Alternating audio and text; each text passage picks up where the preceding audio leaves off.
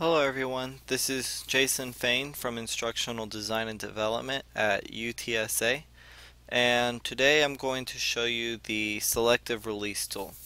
So to begin, I want to be under the Build tab, and then I want to scroll down, and within Designer Tools you're going to see something called Selective Release. Go ahead and click that.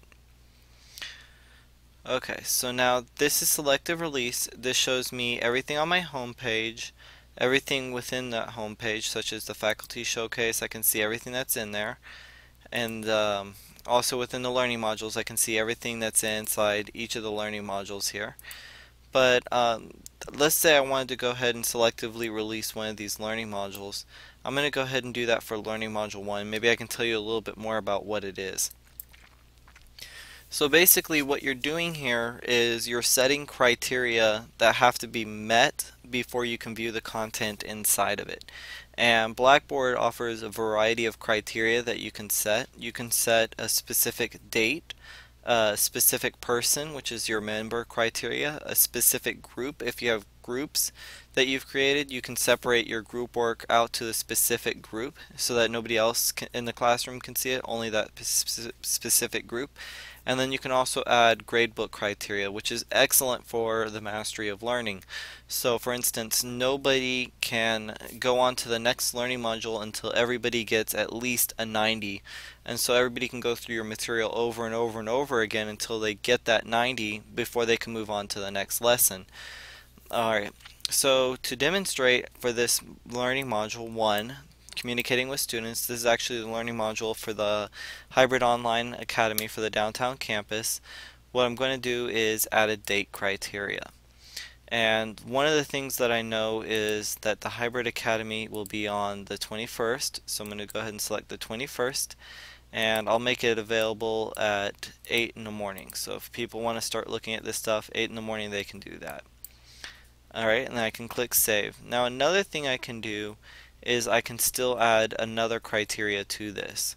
So another criteria I want to go ahead and add to this is I'm going to add a gradebook criteria. And we have the initial Blackboard quiz. What I want to do is say that it has to be greater than 0, which means basically you have to at least have taken the initial Blackboard quiz before this was released to you. So I'm going to go ahead and click Save. Now I have two criteria.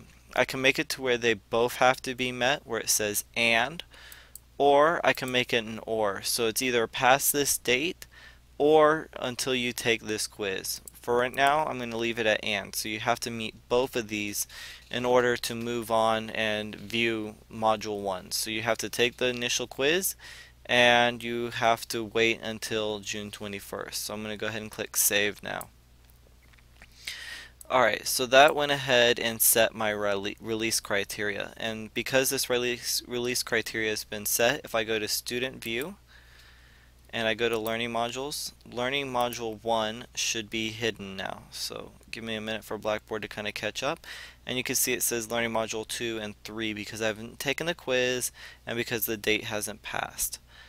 Okay, so I'm going to go ahead and go back in the build. I want to go into Learning Modules, or into my selective release, I'm sorry, and then I want to go ahead and click on my set release criteria.